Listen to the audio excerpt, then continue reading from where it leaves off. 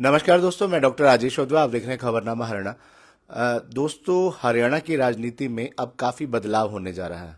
बदलाव इसलिए होने जा रहा है कि जहां पिछले 11 वर्षों से केंद्र में भाजपा सरकार है, हरियाणा में तीसरी बार भाजपा सरकार जो है सत्ता में है, वहीं 8 महीने बाद कांग्रेस, इनेलो, जजपा संगठन निर्माण की ओर तेजी से अग्रसर हो रही हैं। इन सभी राजनीतिक दलों द्वारा संगठन निर्माण की प्रक्रिया जो है युद्ध स्तर पर चल रही है, जहां कांग्रेस ने 30 जून तक सभी जिलाध्यक्षों की घोषणा करने का जो निर्णय लिया है, राहुल गांधी के दिशा निर्देशानुसार केंद्रीय पर्यवेक्षक सभी जिलों में बैठक ले रहे हैं, जो प्रभारी ऑब्जर्वर नियुक्त किए गए हैं। वहीं इनेलो भी सभी जिलों में अपने पदाधिकारियों की नियुक्ति कर रही है। जजपा ने भी नियुक्ति शुरू कर दी है। आज हम मौजूद हैं जजपा की टिकट पर थानेसर विधानसभा से चुनाव लड़ चुके योगेश शर्मा के कार्यालय में हम मौजूद हैं। योगेश शर्मा हमारे साथ हैं। योगेश शर्मा न केवल जजपा के एक जुझारू सिपाही के रूप में लगातार सक्रिय रहे हैं, बल्कि दुष्यंत चौटाला के साथ, दिग्विजय चौटाला के साथ उनके संघर्ष के भी साथी रहे हैं, छात्र राजनीति से लेकर अब तक।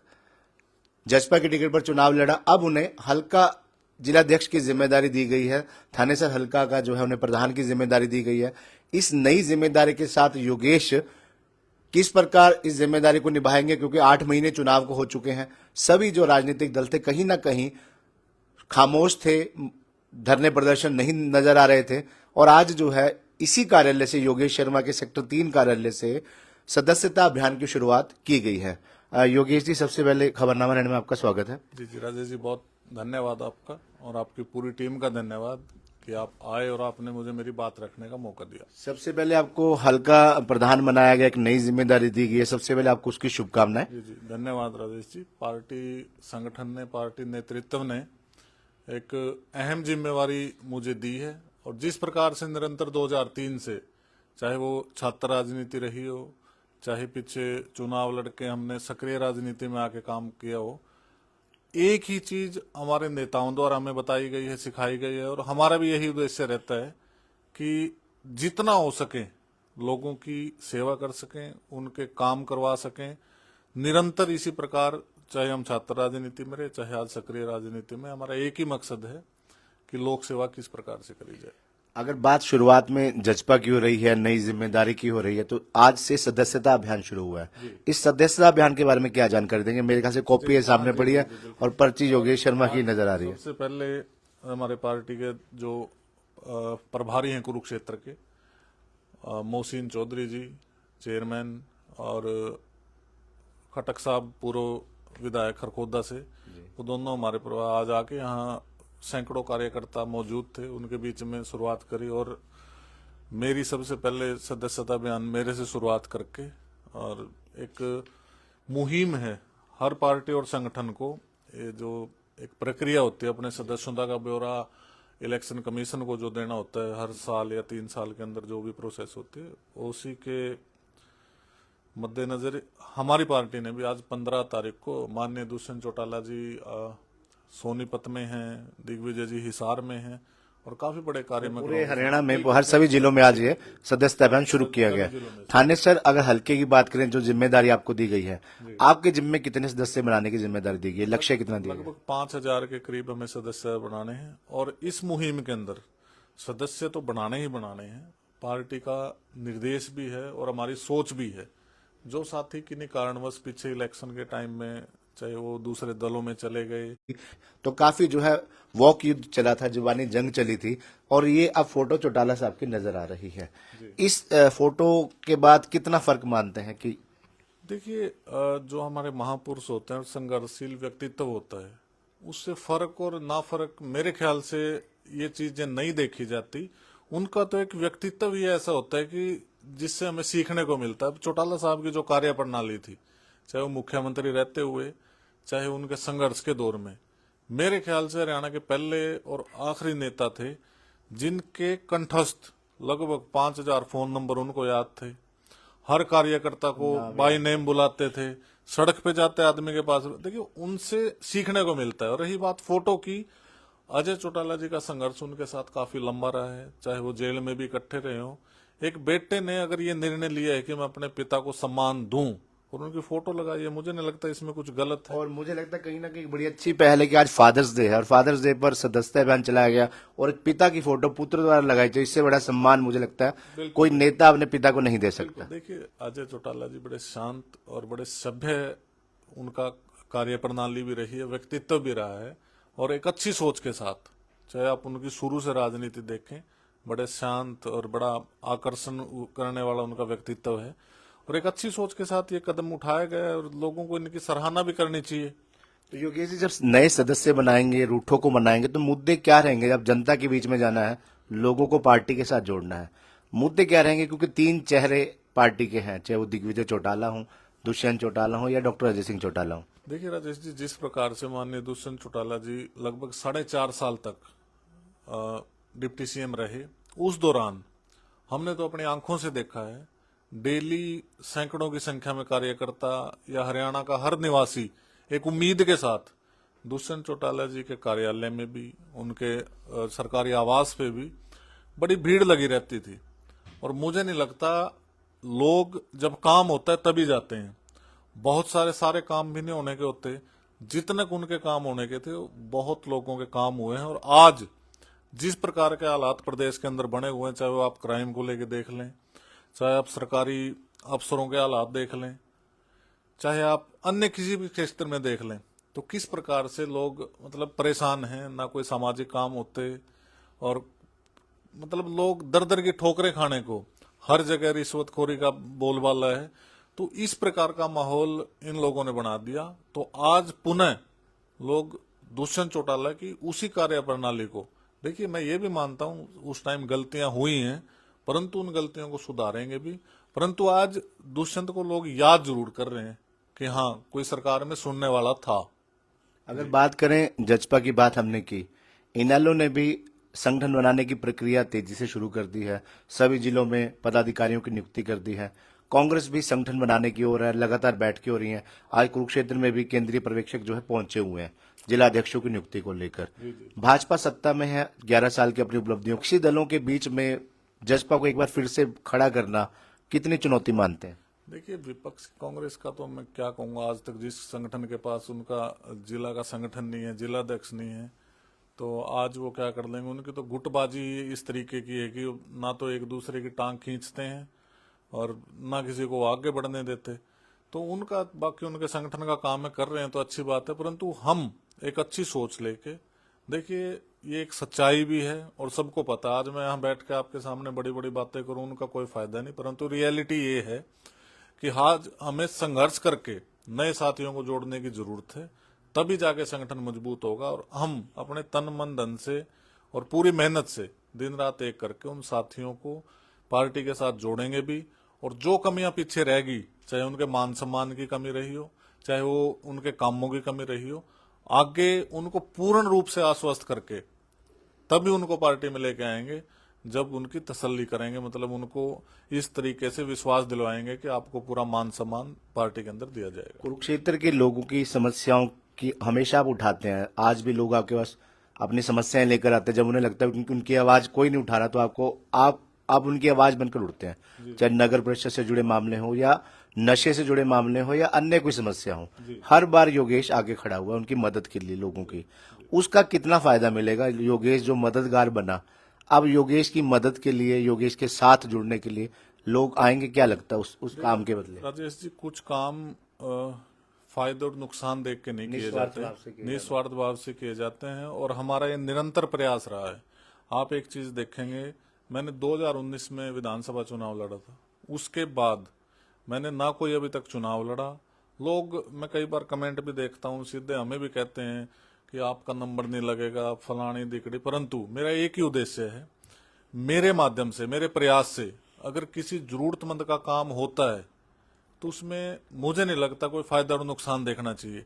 अब पीछे का मैं वाक्य बताऊं, आप सभी के माध्यम से देखा था, एक गरीब आदमी को उसके छत के पैसे नगर परिषद ने रोक रखे थे।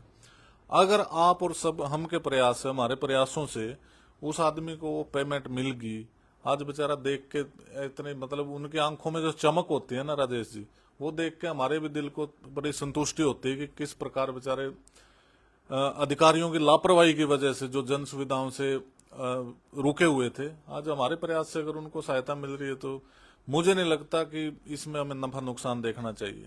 थानेसर हल्का प्रधान की जिम्मेदारी मिली है। अब मुद्दे भी काफी हैं शहर में। अगर बात करें, कई मुद्दे चर्चा में है। थानेसर नगर परिषद की जो है बैठक नहीं हो रही, हंगामेदार। पहली बैठक में जो हुआ पूरे देश दुनिया ने देखा। कुरुक्षेत्र की एक छवि भी खराब होने का काम हुआ, राजनीति की छवि भी खराब हुई। उसके अलावा मानसून आने को है। अभी तक शहर में जो है स्वच्छता अभियान की बात करें, नालियों की सफाई की बात करें, चाहे चेतांग नाला की बात करें, अभी तक जो है ऐसे मुद्दे अधूरे हैं। इसको लेकर क्या कहना चाहेंगे? आप राजेश जी एक चीज देखें, इन नेताओं को, चाहे वो पूर्व में एमएलए रहे हैं सुभाष सुधा जी और चाहे वर्तमान के विधायक हैं अपने अरोड़ा जी, सिर्फ और सिर्फ अपनी राजनीति चमकाने से मतलब है। कितना इन्होंने राजनीति का स्तर गिरा दिया ये किसको नहीं पता। अरोड़ा जी कभी विधानसभा में, मैं सुन रहा था पीछे प्रेस कॉन्फ्रेंस में कह रहे थे कि मैं इस्तीफा दे दूंगा अगर कार्रवाई नहीं हुई। तो मैं उनसे पूछना चाहता हूं, मारने के लिए गए आप, उठ के आप गए, गाली आपने दी और इस्तीफा भी फिर प्रेशर बना रहे हैं उनके ऊपर। दूसरी बात, ये सारा दर्द किस चीज का है? आप सभी के माध्यम से सबसे पहले इस दुकान का मुद्दा उठाया था मैंने जी, बिल्कुल कागजों के साथ दिखाया था। अगर मैं वो चीज ना उठाता, यह आज दुकान भी अशोक अरोड़ा जी के पास ही होती, ना सुभाष सुधा जी ने इस पे कोई कार्रवाई करनी थी। परंतु उसके बाद वो इलेक्शन में हार गए, विधायक जी नए वाले जीत गए। तो आपस में दोनों को इतनी बौखलाहट है। मैं कल भी देख रहा था, अरोड़ा जी सीएम को कुछ कह रहे थे, ये कर दिया वो कर दिया। उधर से सुभाष सुधा जी प्रेस कॉन्फ्रेंस करके कह रहे थे कि हमारे ऊपर कोई उंगली उठा के दिखाओ। अरे मैं उंगली का पूरा हाथ आपकी तरफ करके कह रहा हूं, आप लोगों ने शहर को लूट के खाया है और एक बार नहीं 25 साल तक लूटा है और दोनों ने मिली भगत करके लूटा है। किसको नहीं पता इस चीज का? कहां आप साहूकार बने बैठे हैं, कहां सफाई दे रहे हैं? तो आप पहले तो अपने आप की तरफ झांको। आप, उन्होंने तो चलो एक दुकान कर ली, परंतु बहुत सारी ऐसी चीजें हैं, कल आपने सुना भी होगा। और मैं तो हमेशा एक चीज कहता हूं, दोनों की एक माया है, दोनों एक तरीके से मिले हुए हैं। सुधा जी कल कह रहे थे कि मुझे बातें तो बहुत पता है, मैं पर्दाफाश करने लगूं। इसका मतलब कहीं ना कहीं हमारी बात में सच्चाई तो है। और इस बात को सुधा जी ने भी माना कि एक दूसरे के जो इनके काले कारनामे इन्होंने मिलके करे हुए हैं, एक दूसरे को पता है। और आज इतनी बौखलाहट सिर्फ एक सत्ता के लिए, आप देखें कि किस लेवल पे आके जो एक हमारा इनका कुरुक्षेत्र का राहुल गांधी है, पप्पू जी विधायक का बेटा है सुधा जी का, वो कह रहा गोंद कतीरा खा लो। अरे क्या है बात, क्या बातें कर रहे हो आप? क्या किस प्रकार की बेचैनी आप लोगों के है? लोगों ने चुन के उनको विधायक बनाया, आपको नहीं बनाया, 2 बार आपको भी बनाया। परंतु इस तरीके से आज होना तो क्या चाहिए? बारिश का मौसम आ गया, शहर के अंदर किस प्रकार से पानी भरेगा, फिर ही अपने पजामे गोडों तक टांग के वहां खड़े होंगे फोटो करवाने के लिए, फिर बताएंगे हमने ये कर दिया वो कर दिया। आज जब समय है कि जो भी ड्रेन वाटर की व्यवस्था है उसको दुरुस्त किया जाए, चाहे वो कॉलोनियों में हो चाहे वो सेक्टरों में हो।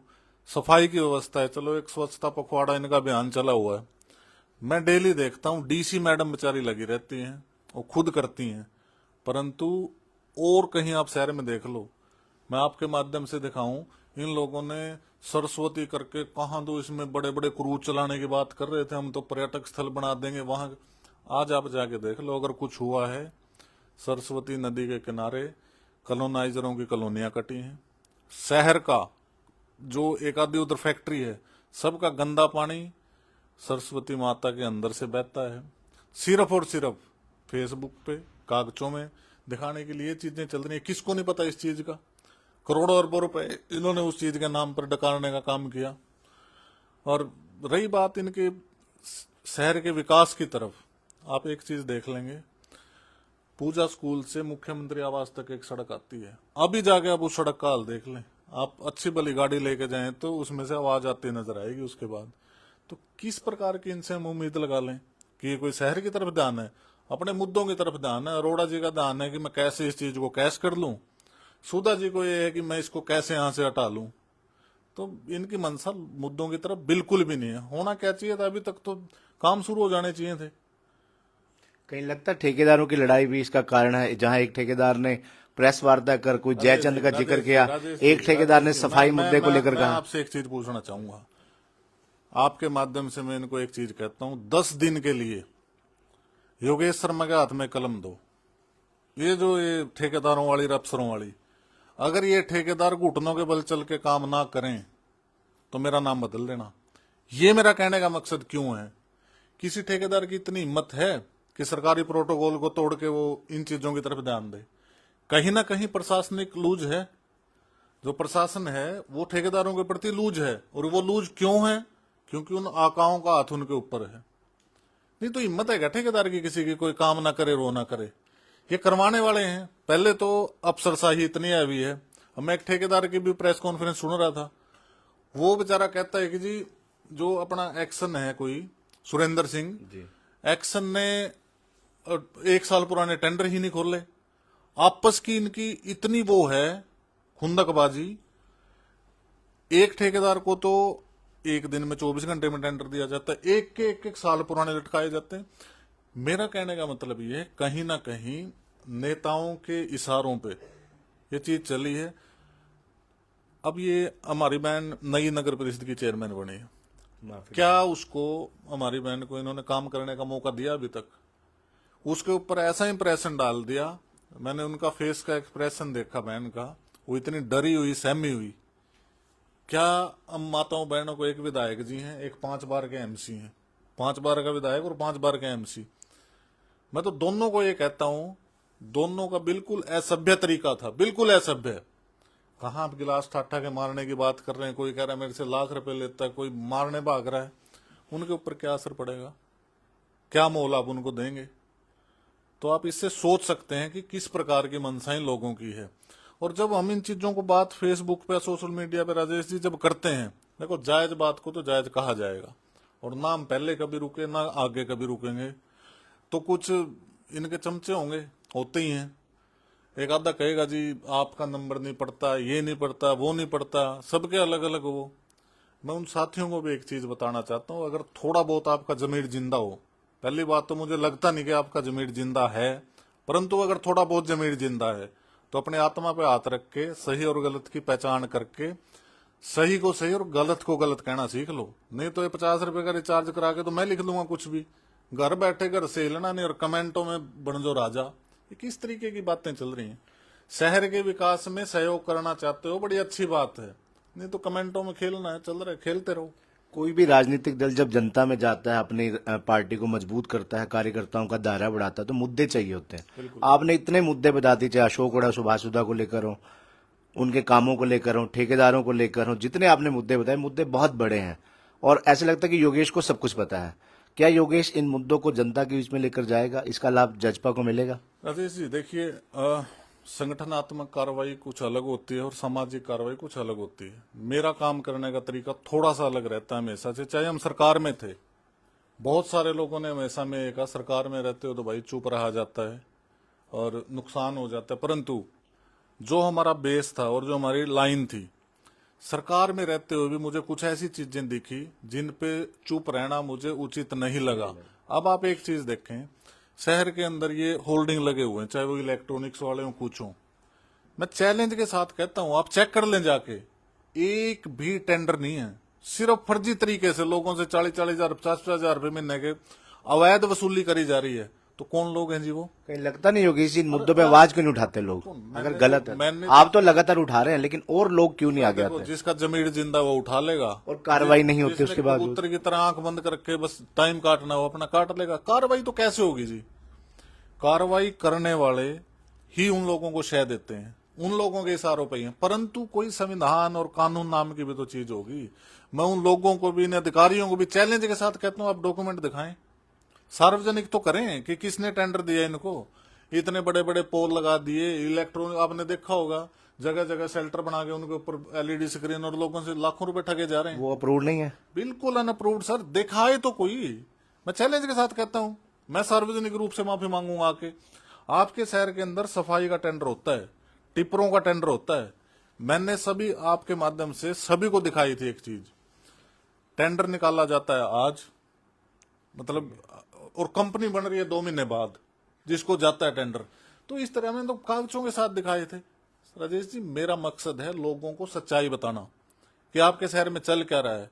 अब कोई उस पर बोले, कार्रवाई करे ना करे, देखो वो तो अकेला जितने मेरे बस की बात है मैं वो कर सकता हूँ। दूसरा, आज आप आरटीआई लगा दो, मेरी माता जी 8-9 साल पार्षद रही, आज तक मैंने 10 बार इनसे ये पूछ लिया कि मुझे कम से कम ये बता दो मेरे सेक्टर में कितना पैसा किस काम पे और किसको दिया गया। मैं इसके माध्यम से, वीडियो के माध्यम से पूछ रहा हूँ, चाहे वो पूर्व विधायक जी बता दें, चाहे उनकी चेयरमैन मैडम बता दें, नहीं बताते, जवाब नहीं मिला। बिल्कुल भी नहीं देंगे ही नहीं। तो किस प्रकार की इनकी मंशा है और किस प्रकार की सोच, आप इससे अंदाजा लगा। अभी योगेश जी, बीते दिन शाहबाद में एक शराब ठेकेदार पर गोली चलाई गई, उसकी मौत हो गई। हिसार में छात्र प्रोटेस्ट के दौरान लाठीचार्ज हुआ, इस पर क्या कहना चाहेंगे? फिर आप देखें ना, बल्कि मैं तो एक वीडियो भी देख रहा था, नरवाना के अंदर कोई लाला जी थे दुकानदार, अच्छी पुरानी दुकान है कोई, उसको बेचारे को बैठे हुए को गोली मार के उससे लेके पैसे निकाल के, और ये ठेकेदार की अब यहाँ शाहबाद में भी जिस प्रकार से, तो इससे कहीं ना कहीं कानून व्यवस्था जो डगमगाई हुई है, इनका ध्यान सिर्फ और सिर्फ फालतू की चीजों पर है। आज कहीं कुछ कर रखा है, ये संगठन से असल में जो क्या है, मुझे नहीं लगता कि नायब सरकार असल में संगठन से बाहर निकल के प्रशासन की तरफ ध्यान दे रही है, लोगों की तरफ। इनके तो अपने संगठनात्मक कामों से फुर्सत नहीं है, प्रशासनिक कामों की तरफ से सब ध्यान देंगे। आप देख लें, कभी योग दिवस चल रहा है, अच्छा आप एक चीज बताएं, चलो ठीक है योग सबके लिए जरूरी है, अच्छा है, परंतु इतने बड़े स्तर पे, मतलब इस तरीके, इससे अच्छा तो क्या होता, नायब जी को मेरा एक वो भी है, सलाह भी है, पिपली से झाड़ू लें और सेक्टरों में भी एक बार झाड़ू लगाते हुए 3rd गेट तक निकलें, हालात भी देखें, और किस प्रकार से शहर धर्मनगरी को क्या बनाने की बात कर रहे थे, पिंक सिटी नहीं, पिंक सिटी नहीं, धाम, कुरुक्षेत्र धाम की बात है। अब कुरुक्षेत्र धाम में मैं आपको बताता हूँ, आप रात को 9 बजे के बाद जिंदल चौक से अपनी गाड़ी निकाल लें, जिंदल चौक से आप गाड़ी को मारुति के शोरूम से होते हुए आपको वैश्यावृत्ति करने के लिए वहां 20-20 महिलाएं आपको वहां झगड़ती मिलेंगी।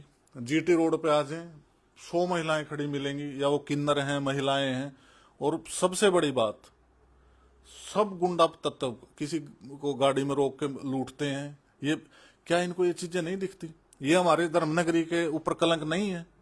इन चीजों की तरफ किसी का ध्यान ही नहीं है। देवीलाल पार्क किस तरफ चले जाओ, रात को अंधेरा हो, कोई सभ्य आदमी वहां से अगर पैदल या मोटरसाइकिल पे चला गया ना राजेश जी, उसके साथ घटना होना बिल्कुल 100% लाजमी है, परंतु इन चीजों की तरफ ध्यान ही नहीं है किसी का। कहाँ जाती है पुलिस? क्या उनको नहीं दिखती ये चीजें क्या हो रही हैं यहाँ पे? एक मुद्दा मीट मांस की दुकानों को लेकर भी चला था। अमीन रोड पर, झांसा रोड पर, पिपली में नगर परिषद द्वारा कार्रवाई की गई थी। कई दुकानों को बंद कराया गया। थानेसर नगर परिषद की सीमा के अंतर्गत आते हैं, लेकिन वहीं 2 कदम दूरी पे एरिया नगर परिषद के बाहर हो जाता है, वहां भी चल रहे हैं। मैं आपको वही बात कह रहा हूँ, एक तो खुंदक में करी गई कार्रवाई और एक नियमानुसार करी गई कार्रवाई, उनमें फर्क होता है।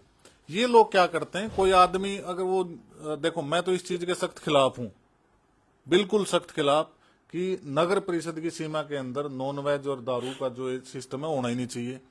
परंतु आप यहां से शुरू हो जाओ अपने गेट से, गीता गेट से, इससे इधर होते होते सरेआम और पूजा स्कूल की जो सड़क आती है सेक्टर 2 की, कम से कम 20 रेस्टोरेंट और होटल ऐसे हैं जिनके अंदर सरेआम नॉन वेज। थोड़ा सा इधर आ जाओ, पैराकिट के बिल्कुल साइड में कमाल ही करके ट्राली के ऊपर दारू का ठेका चला रहे हैं, ट्राली के ऊपर दारू का ठेका चला रहे हैं। क्या वो नगर परिषद में नहीं है? आप इधर आ जाओ, परिणय गार्डन है, उमरी चौक पे ठेका, सारी नगर परिषद की सीमा के अंदर कम से कम 10 दारू की दुकानें धरी हैं। किस उससे रखी हैं जी? और फिर बात करते हैं कि नगर पर, हमारा तो शहर ड्राई एरिया है, शहर में आप फोन करके घर में मंगवा लो, होम डिलीवरी दारू की मिलती है, जगह जगह खुर्दे चल रहे हैं, किसको नहीं पता जी? तो कहीं ना कहीं देखो, लोगों को भी इन चीजों के प्रति, आज नशे का क्या हालात है हर जगह शहर में। आप छोटे शहर में देख लें, पीछे भी आप सभी के माध्यम से अपन गए थे, वो चीजें लोग आपके पास आए थे चल के, नशा। बिल्कुल। तो राजेश जी, बहुत, और आने वाला समय हमारी युवा पीढ़ी के लिए खास तौर पे बड़ा दुख होता है देख के कि किस प्रकार का माहौल हम आने वाली पीढ़ियों को दे रहे हैं। तो मेरा यही प्रयास रहता है कि कहीं ना कहीं, चाहे मैं एक आदमी की जिंदगी बचा लूं, तो मेरा प्रयास ये रहता है कि लोगों को इन लोगों के कारनामे और अपनी तरफ से प्रयास करके किसी का भला हो जाए। योगेश कल तक अकेला था, आवाज उठाता था, जो भी उसके पास चलकर आता था उसकी आवाज बनकर प्रशासन तक, सरकार तक पहुंचाने का काम करता था। अब योगेश के पास जिम्मेदारी है हल्का प्रधान की। योगेश अब अकेला नहीं रहा, योगेश के साथ हजारों युवा भी जुड़ेंगे, महिलाएं बुजुर्ग भी जुड़ेंगे। तो हम मान सकते हैं जितने मुद्दों पर हमने आज चर्चा की थानेसर की, क्योंकि आप थानेसर के हल्का प्रधान बने हैं, एक पार्टी के हल्का प्रधान बने हैं और आपका कारवा भी बढ़ेगा। तो मान सकते हैं कि आने वाले दिनों में इन तमाम मुद्दों पर जिन पर हमने चर्चा की है, जो हमने कमियां, चाहे वो असुरक्षा की बात हो, शहर की जो घटनाएं घट रही हैं, नशे की बात चली, या थानेसर नगर परिषद से जुड़े मामले चढ़े, भ्रष्टाचार की बात हुई, आपसी झगड़ों की बात हुई, इन मुद्दों को योगेश शर्मा बतौर हल्का प्रधान अपने साथियों के साथ, अपनी पार्टी के साथ लगातार जनता के बीच में उठाएंगे और उनका समाधान कराएंगे। राजेश जी, देखिए, राजनीति में दो पक्ष होते हैं, एक सत्ता पक्ष, दूसरा विपक्ष। जब हम सत्ता में होते हैं तो प्रशासन के साथ सहयोग करके लोगों के भलाई के जो काम होते हैं, जो जन सुविधाएं या केंद्र या राज्य सरकार की तरफ से जो लोगों के लिए सुविधाएं आई हैं, उनको निस्वार्थ और बिना किसी बैरियर के सीधा लोगों तक कैसे पहुंचाया जाए, उन चीजों पे सत्ता पक्ष में रह के काम किया जाता है। परंतु जब बात विपक्ष की होती है तो वहां क्या होता है, सरकार की जो कारगुजारियां होती हैं, जो लापरवाही होती हैं, से मीडिया के माध्यम से, सोशल मीडिया के माध्यम से उस चीज को उठाया जाता है। अब जिस प्रकार से शहर के अंदर जो चीजें चली हुई हैं, चाहे वो प्रकार से लोग सड़ा गला पानी पीने के लिए मजबूर हैं, तो इस तरीके की जो काम है, इनको हम सड़कों पे आके बिल्कुल लोगों के साथ और पहले से भी जोरदार तरीके से जो इन्होंने गलत काम किए हैं, आप सभी के माध्यम से उनका विरोध भी करेंगे, चाहे हमें धरने प्रदर्शन करने पड़े, चाहे उसके लिए कोई मजबूती से कोई कदम उठाने पड़े, परंतु अब किसी भी प्रकार से कोई कोताही ना बरती जाएगी। और अगर ये लोग बरतेंगे तो इनसे कड़ा जवाब मांगा जाएगा उससे। धन्यवाद योगेश जी। बहुत बहुत धन्यवाद राजेश जी। तो ये थे योगेश शर्मा, जजपा हल्का अध्यक्ष की इन्हें जिम्मेदारी मिली है। कई मुद्दों पर योगेश से चर्चा की और अब जजपा द्वारा जो है लगातार सदस्यता अभियान चलाया जाएगा। नए युवाओं को, बुजुर्गों को, महिलाओं को, नारी शक्ति को साथ जोड़ा जाएगा। यानी अब जजपा का कारवां बढ़ने जा रहा है। और जैसे योगेश ने कहा, थानेसर में कई समस्याएं हैं, चाहे वो नगर परिषद से जुड़ी हैं, नशे से जुड़ी हैं, असुरक्षा को लेकर है। इन तमाम मुद्दों को विपक्ष के रूप में, क्योंकि अब जजपा विपक्ष में है, जजपा जो है लगातार इन मुद्दों को कुरुक्षेत्र में उठाएगी। योगेश के नेतृत्व में थानेसर हल्के में